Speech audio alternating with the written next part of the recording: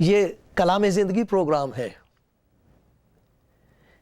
یہ پروگرام خدا کی محبت کی منادی ہے، دعوت ہے، اس کے پریم کا پرچار ہے سب کے لیے.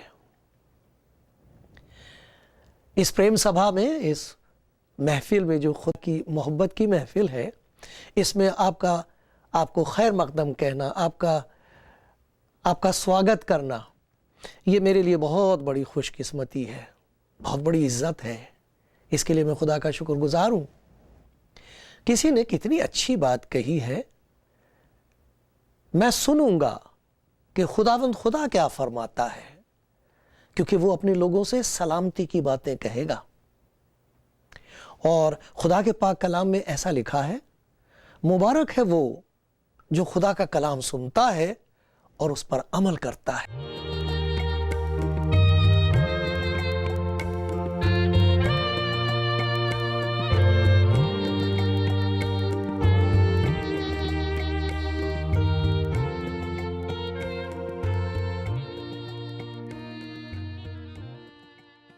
خدا کا شکر گزار ہوں کہ خدا کے پیار کی آواز آپ کے گھر میں سنائی دے رہی ہے.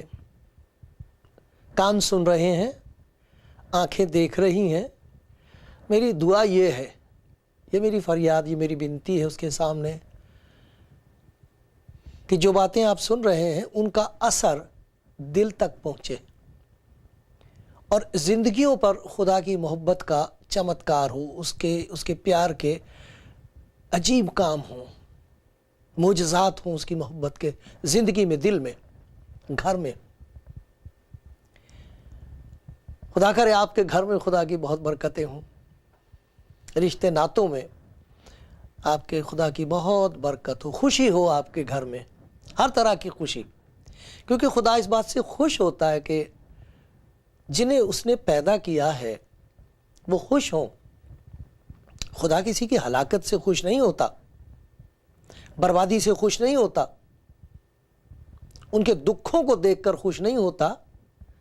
وہ یہ چاہتا ہے کہ ہم سب کی زندگی میں اس کی خوشی ہو. خداوند یسوع مسیح نے یہ کہا ہے، میں نے یہ باتیں تم سے اس لیے کہی ہیں تاکہ میری خوشی تم میں ہو اور تمہاری خوشی پوری ہو جائے. اس خوشی کا گھر پر اثر ہونا چاہیے. اب گھر لوگ بناتے ہیں، آپ اپنے شہر میں جہاں بھی رہتے ہیں ذرا چکر لگائیے. پرانے گھر اب عجیب سے لگنے لگے کہ ان کے برابر میں ایک بہت بڑی عمارت کھڑی کر دی ہے کسی نے، بہت خوبصورت بنایا گھر. لوگ کاریں روک روک کے دیکھتے ہیں کہ یہ ہے گھر، اس کو کہتے ہیں گھر. اور پھر وہ جو چھوٹے مکان والا ہے اس کو بھی پھر یہ خیال ہوتا ہے کہ مجھے بھی اپنا گھر بڑا بنانا چاہیے. کئی دفعہ تو بیچ دیتے ہیں اس کو، کئی دفعہ اسے توڑ کے دوبارہ بناتے ہیں، بہتر گھر بناتے ہیں، بڑا بناتے ہیں، بڑی عمارت بناتے ہیں.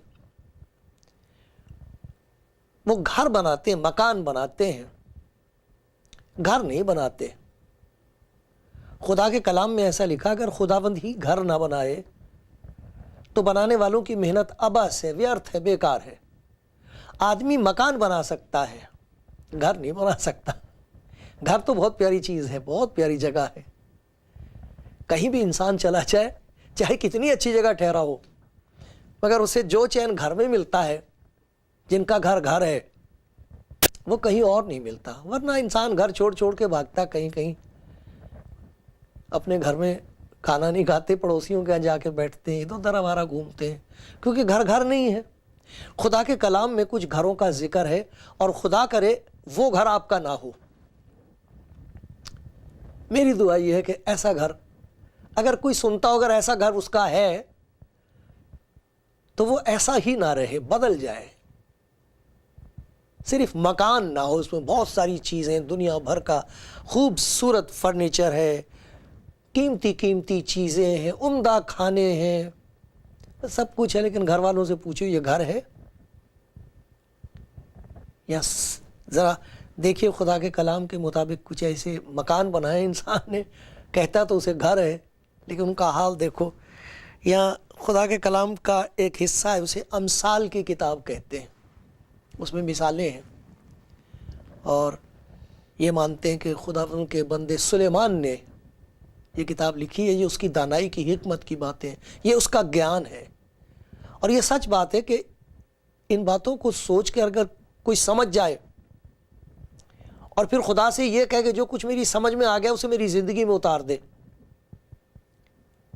پھر واقعی اس کی زندگی مالا مال ہے، دونوں طریقے سے مالا مال، دنیاوی طور پہ بھی روحانی طور پر بھی مالا مال ہے۔ اس وقت ہم دیکھیں گے گھر کا حال۔ یہاں یہ لکھا ہوا ہے امثال کی کتاب کا 13واں باب 17واں باب اور اس کی 13ویں آیت۔ امثال اس کا 17واں باب اور 13ویں آیت، ایک گھر کا ذکر ہے جہاں لکھا کہ جو نیکی کے بدلے بدی کرتا ہے اس کے گھر سے بدی ہرگز جدا نہ ہوگی۔ ہائے ہائے، وہ کیسا گھر ہے جہاں سے بدی جدا نہ ہو، بدی نکلے ہی نہ وہاں سے، چاہے جو مرضی کر لو بدی نہیں نکلے گی۔ اپنے گھر میں جو مرضی پڑھ لو، پڑھوا لو، جسے مرضی بلوا لو، لیکن جو بدی اور خرابی اور بری باتیں وہ نہیں نکلتی گھر میں سے۔ جیسے بدروہیں کسی کی زندگی میں آ جاتی ہیں تو وہ نکلتی نہیں، نکالے نہیں نکلتی، اس آدمی کا برا حال کر دیتی ہیں۔ اسی طرح گھر ہے، وہاں ایسی بری بری باتیں جیسے بس گئی ہیں، جھوٹ، فریب، ہر چیز جو بری ہے، بدی، اور لوگ جانتے ہیں کہ یہ بری چیز ہے، ایسا نہیں ہونا چاہیے، وہ گندی باتیں گھر میں نہیں ہونی چاہیے، وہ گناہ گھر میں نہیں ہونے چاہیے، مگر وہ ہیں۔ وہ گھر ہے جس کے لیے کہا گیا وہ بدی کا گھر ہے۔ آدمی تو اس میں رہتے ہیں، لوگ تو اس میں رہتے ہیں، گھر تو وہ بدی کا ہے لیکن بغیر کرائے کے وہ اس میں رہتے ہیں، مجبوروں اور لاچاروں کی طرح۔ ہائے ہائے، یہ خدا کی خوشی نہیں، رہنے والوں کی بھی خوشی نہیں، مگر یہ ہے سچ۔ گھر ہیں، وہاں سے بدی دور نہیں ہو سکتی۔ نیا فرنیچر ڈال لو لیکن اکٹھے بیٹھ نہیں سکتے، کھانے کی چیزیں لے آؤ اکٹھے کھا نہیں سکتے۔ بدی نہیں جاتی گھر سے، برائی نہیں نکلتی اس گھر سے۔ وہ بھی کوئی گھر ہے، ہاں ہو سکتا ہے عمارت بہت شاندار ہو، لوگ دیکھ دیکھ کے کہتے ہوں واہ واہ بھائی کیا خوبصورت مکان بنایا ہے، لیکن رہنے والے جانتے ہیں مکان تو بنا لیا، گھر نہ بن سکا، اولاد برباد ہو رہی ہے، بگڑتے چلے جا رہے ہیں بچے، کوئی کسی کی سنتا نہیں۔ یہ ہے وہ حالت جس کے لیے کہا گیا اس کے گھر سے بدی ہرگز جدا نہ ہوگی۔ توبہ توبہ، خدا رحم کرے ہم سب پر۔ سنتے رہو، دیکھنا اس میں خوشی کی خبر بھی ہے۔ ایک اور گھر ہے جس کا ذکر کیا گیا ہے، وہ 15ویں باب میں، امثال کی کتاب اس کا 15واں باب اور اس کی 17ویں آیت۔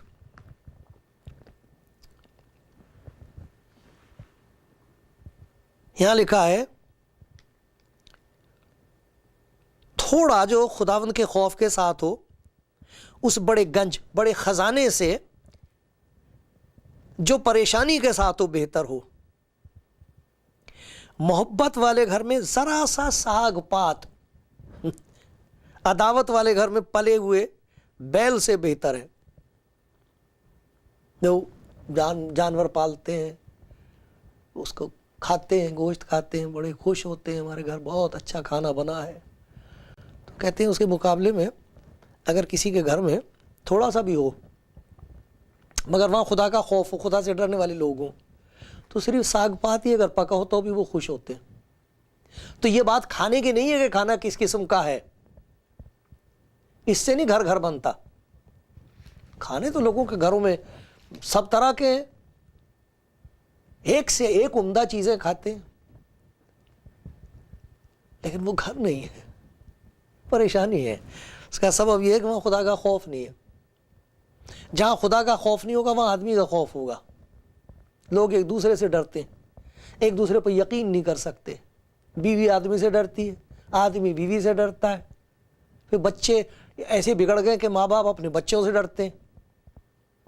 ہاں ایسے گھر ہیں. لکھا خدا کے کلام میں ان کی اولاد ان پر روب رکھے گی, حکومت کرے گی اولاد ان پر.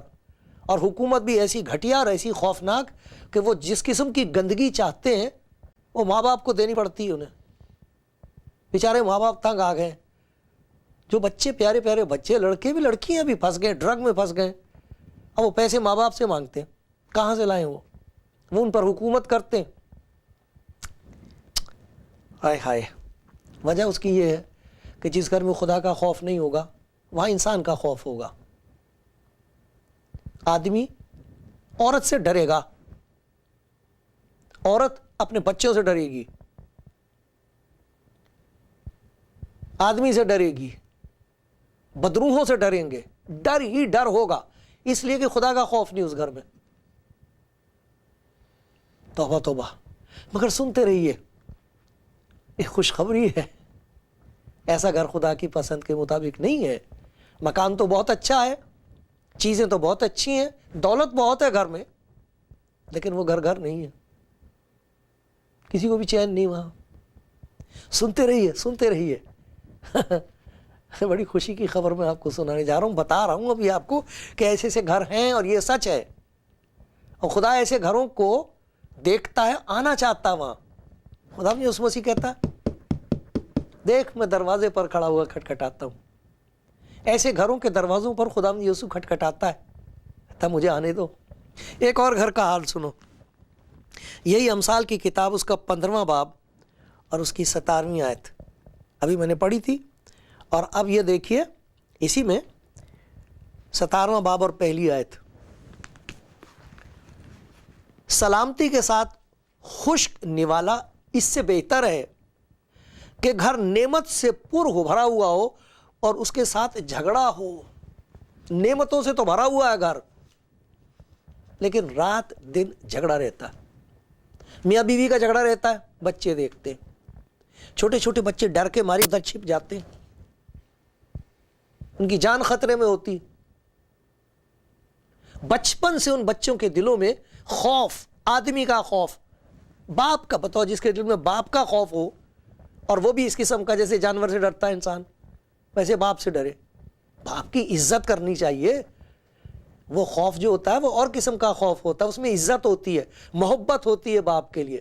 باپ کو چوٹ نہ لگ جائے, باپ ناراض نہ ہو جائے, باپ کو برا نہ لگے, خفا ہو جائیں گے. اب پاپا برا مان جائیں گے, پاپا کو برا لگے گا, پتا جی کے دل کو چوٹ لگے گی. یہ اور خوف ہے, اس میں عزت ہے. لیکن ایسا ڈرنا باپ سے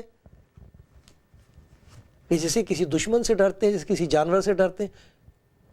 رات دن جھگڑا ہی جھگڑا ہوتا ہے گھر میں, اور پھر آخر میں گھر برباد ہو رہے ہیں, بچے برباد ہو جاتے ہیں. یہ جھگڑے کا گھر ہے. لیکن یہ لکھا نعمت بھری ہوئی ہے گھر میں, ہر قسم کی نعمت, اچھی سے اچھی چیز گھر میں ہے, لیکن جھگڑا نہیں مٹتا. کوئی کسی کی برداشت کرنے کو تیار نہیں ہے, کوئی خاموش نہیں ہونے کو تیار. شور ہی شور ہے. پڑوسیوں کو بھی کئی دفعہ تنگ آ جاتے ہیں ایسے گھروں سے کہ یہ کیسے لوگ آ کے یہاں رہ رہے ہیں ہمارے بیچ میں.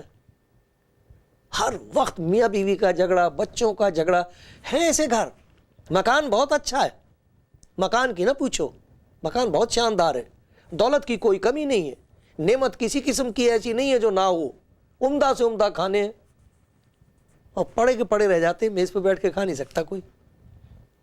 یہ کوئی گھر ہے؟ یہ خدا کی خوشی نہیں ہے. نہ ایسا نہیں ہے. وہ جو ہم کو پیار کرتا ہے, جس نے خاندان بخشا, وہ اس میں خوشی بھی تو دینا چاہتا ہے. سلامتی کے ساتھ خشک نوالا. ایسے گھر میں نہیں دیکھے, ایسے گھر دیکھے کہ بہت معمولی سی ایک پلیٹ میں چٹنی ہے گی, اور 2 جنے مل کے اس کو نوالے کو ایسے رگڑ کے ایسے ایسے کر کے اور کھا رہے ہیں, اور بڑے پیار سے باتیں کر رہے ہیں ایک دوسرے سے. دھیان ہی نہیں ہے کہ کیا کھا رہے ہیں, ایک دوسرے سے پیار سے باتیں کر رہے ہیں, خوش ہیں. میں نے دیکھا پیاز لے کے کھا رہے ہیں, پیاز سے اس پہ نمک ڈالا پیاز پہ اور اس سے کھا رہے ہیں, بڑے خوش, بڑے خوش, خشک نہیں والا. اور ادھر یہ کہ نعمتیں ہوں اور گھر میں جھگڑا ہو. یہ کیسے گھر ہیں؟ ہو عداوت کا گھر, پریشانی کا گھر, بدی کا گھر. ایک اور گھر کے بارے میں آپ کو سناتا ہوں.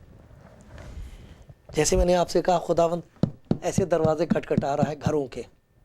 آپ کے گھر میں یہ جو آواز آ رہی ہے, جو آپ سن رہے ہیں, یہ اس کے پیار کی آواز ہے. وہ آپ کے گھر میں آنا مانگتا ہے. مجھے نہیں معلوم آپ کے گھر کا کیا حال ہے. شاید آپ یوں کہیں کہ یہ باتیں ان کا میرے ساتھ کوئی تعلق نہیں ہے, ہمارے گھر میں سب کچھ ٹھیک ہے, خدا کا شکر کرو. اگر یہ سچ ہے تو خدا کا شکر کرو, پھر شکر گزاری ہونی چاہیے. پھر آپ کے دلوں میں ان کے لیے فکر ہونا چاہیے جن کے گھروں میں یہ باتیں ہو رہی ہیں. آپ ان کے لیے کیا کر رہے ہیں, میں اور آپ ان کے لیے کیا سوچ رہے ہیں, پھر یہ ہونا چاہیے. لیکن آپ کو ایک سناتا ہوں, بڑے گھر کی بات سناتا ہوں. خداوند یسوع مسیح ایک گاؤں میں جا رہے تھے, یرو نام کا گاؤں تھا. لکھا ہے کہ وہ یرو میں داخل ہو کر جا رہا تھا, اور زکائی نام کا ایک آدمی تھا جو محصول لینے والوں کا سردار اور دولت مند تھا. وہ یسوع کو دیکھنے کی کوشش کرتا ہے کہ کون سا ہے, لیکن بھیڑ کے سبب سے دیکھ نہ سکتا تھا, اس لیے کہ اس کا قد چھوٹا تھا. پس اسے دیکھنے کے لیے دوڑ کر آگے ایک گولر کے پیڑ پر چڑھ گیا, کیونکہ یسوع اسی راستے سے جانے کو تھا. جب یسوع اس جگہ پہنچا تو اوپر نگاہ کر کے اس سے کہا, اے زکائی جلد اترا, جلد اترا, کیونکہ آج مجھے تیرے گھر رہنا ضرور ہے. تیرے گھر میں میری ضرورت ہے, آج مجھے تیرے گھر رہنا ضرور ہے. وہ جلد اتر کر اس کو خوشی سے اپنے گھر لے گیا. جب لوگوں نے یہ دیکھا تو سب بڑبڑا کر کہنے لگے, ہاں وہ تو ایک گناہگار شخص کے ہاں جا اترا. زکائی نے کھڑے ہو کر خداوند سے کہا, اے خداوند دیکھ, میں اپنا آدھا مال غریبوں کو دیتا ہوں, اور اگر کسی کا کچھ ناحق لے لیا تو اس کو چوگنا ادا کرتا ہوں. یسوع نے اس سے کہا, آج اس گھر میں نجات آئی ہے, اس لیے کہ یہ بھی ابراہیم کا بیٹا ہے, کیونکہ ابن آدم کھوئے ہوئوں کو ڈھونڈنے اور نجات دینے آیا ہے. یہ بھی ایک گھر ہے. یہ گھر لالچ کا گھر تھا, یہ گھر بے ایمانی کا گھر تھا, یہ گھر لالچ اور فریب اور دھوکے بازی کا گھر تھا. زکائی کا نام زکائی تھا, زکائی کا مطلب ہوتا راست باز, نیک. نام تو بہت اچھا تھا, کام بہت برے تھے, اس لیے کوئی اس کو پسند نہیں کرتا تھا, کوئی اس کے گھر میں جانا نہیں چاہتا تھا. اور جب خدا یسوع مسیح نے اس سے کہا تو میں تیرے گھر میں, آج مجھے تیرے گھر رہنا ضروری, تو سب ناراض ہو گئے, سب بگڑ گئے. زکائی کے گھر میں اور کوئی جگہ نہیں ملی, اس آدمی کے گھر میں. ہاں بہت سے ایسے گھر ہیں جہاں مہمان اگر آ بھی جائیں تو 2-3 گھنٹے کے بعد وہ پھر پوچھنے لگتے ہیں کہ جی واپس کیسے جا سکتے ہیں, دوسری بس کب جائے گی واپس, رہ نہیں سکتے, تنگ آ جاتے ہیں. ایسے گھر ہیں, کوئی نہیں وہاں جانا چاہتا, اور چلا بھی جائے تو مصیبت کے مارے تنگ ہو جاتا ہے. کچھ ایسے گھر ہیں کرایہ دار بیچارے رہ تو ہیں, مجبوری کی وجہ سے وہاں رہتے ہیں, لیکن رات دن جیسے نرک میں ہی رہتے ہیں. اس کو زکائی کو کہہ رہا, خداوند آج تیرے گھر میں مجھے رہنا ضرور ہے. تیرے گھر کوئی نہیں آنا چاہتا, تیرا گھر لالچ کا گھر ہے, تیرا گھر بے ایمانی کا گھر ہے, تیرا گھر دکھ کا گھر ہے. لکھا لالچی کی بیوی اور بچے سب تنگ ہوتے ہیں اس سے, جسے پیسے کا لالچ ہو سب اس سے تنگ ہوتے ہیں. وہ آدمی کچھ سوچ ہی نہیں سکتا ہے سوائے اس کے کہ پیسہ اور کہاں سے آئے گا. دولت کی سب سے بڑی غریبی یہ ہے, سنیے ادب سے کہہ رہا ہوں, دولت کی سب سے بڑی غریبی یہ ہے کہ وہ کبھی کافی نہیں ہوتی, کبھی کافی نہیں ہوتی. آدمی کا لالچ بڑھتا رہتا اور گھر میں دکھ بڑھتا رہے گا. یہ حالت ہے زکائی کا. خداوند کہتا آج مجھے تیرے گھر میں رہنا ضرور ہے. بڑی اچھی بات ہے, کتنی خوشی کی بات ہے کہ وہ جو کہاں چڑھا ہوا تھا, پتہ نہیں دولت کہاں سے کہاں چڑھا دیتی ہے آدمی کو. آدمی نہیں سمجھتا دولت مند, اپنے رشتہ داروں کو بھول جاتا ہے, جنہوں نے مدد کی تھی انہیں بھول جاتا آدمی, پتہ نہیں کہاں سے کہاں چڑھا ہوا ہوتا ہے. یہ زکئی بھی چڑھا ہوا ہے, اسے کہا نیچے اتر کے آ, حلیم بن. نیچے اتر آیا اور لکھا بڑی خوشی سے اسے اپنے گھر لے گیا. آپ نے دیکھا خداوند یسوع مسیح نے کوئی لیکچر دیا جا کے, کوئی تعلیم دی اسے, کوئی ڈانٹا دھمکایا, ڈرایا دھمکایا کہ بھئی تو نرک میں جائے گا, تو دوزخ میں جائے گا, تجھے خدا کی لعنت تیرے اوپر پڑے گی, تو نے لوٹ رکھا. یہ کوئی بات ایسی کہی خداوند یسوع مسیح نے اس سے؟ کچھ بھی تو نہیں کہا. یوں کہا آج تیرے گھر میں نجات آئی ہے. کون ہے نجات؟ کیا کی بات نہیں ہے, کون ہے نجات؟ وہ آیا ہے گھر میں تو نجات آئی ہے, چھٹکارا آیا ہے, مکتی آئی ہے, چنگائی آئی ہے, آتما میں چین آیا ہے. اور دیکھو کیا کر رہا ہے وہ آدمی. جس آدمی کا گھر کوئی جانا نہیں چاہتا تھا, وہاں ڈھیر لگا ہوا لوگوں کا اکٹھے ہوئے ہیں, وہ پیسہ واپس کر رہا لوگوں کا. کبھی آپ نے سوچا کتنے لوگ وہاں گئے ہوں گے؟ کہہ رہا ہے کہ بڑی خوشی سے گھر لے گیا, اور جب دیکھا کہ لوگ خداوند یسوع مسیح کے خلاف بڑبڑا رہے ہیں, زکئی نے کھڑے ہو کر خداوند سے کہا خداوند دیکھ میں اپنا آدھا مال غریبوں کو دیتا ہوں. غریبوں کا وہاں بھیڑ لگی ہوئی ہے, اتنے غریب آ کے وہاں بیٹھ گئے ہیں, لائن لگا کے بیٹھے ہوئے ہیں کہ جی آج زکئی خیرات کر رہے ہیں. یہ جو خراب آدمی تھا خیرات کر رہا ہے, لوگوں کی بھیڑ لگی ہوئی ہے وہاں پر. اور پھر جن کا کچھ لیا ہوا تھا, جو یوں کہا کرتے تھے کہ اس نے تو سارے شہر کو لوٹ لیا ہے, وہ اکٹھے ہو گئے. اور وہ ان کو کہہ رہا کہ جس کا میں اسے چوگنا دینے کو تیار ہوں. یہ کیسے ہوا بھائی؟ یہ جو لوٹ کا گھر تھا خیرات کا گھر کیسے ہو گیا؟ یہ جو بے چینی کا گھر تھا خوشی کا گھر کیسے بن گیا ہے؟ آج مجھے تیرے گھر میں آنا ضرور ہے. نہ جانے کتنے ایسے گھر ہیں جہاں دروازہ کھٹکھٹا رہا, خدا یسوع آ لینے دو مجھے. زکئی خوشی سے اسے اپنے گھر میں لے گیا.